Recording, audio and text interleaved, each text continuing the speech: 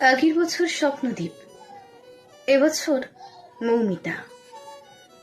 গত এক বছরে সুরক্ষা এবং নিরাপত্তায় কোনো পরিবর্তন আসেনি। এই রাজ্য তা আবারও প্রমাণ করে দিল। সেদিন বারান্দায় কোনো সিসিটিভি ছিল না, আজও সিসিটিভি নেই। সেদিন তোমরা স্বপ্নদ্বীপের দোষ দিয়েছিলে, সে কেন সিনিয়রদের প্রতি দায়বদ্ধ ছিল না? সে কেন মানিয়ে নিতে পারল না? এবারেও তোমরা মৌমিতার দোষ দিলে। অত রাতে মেয়েটা একা কেন ছিল? দোষটা মেয়েটার।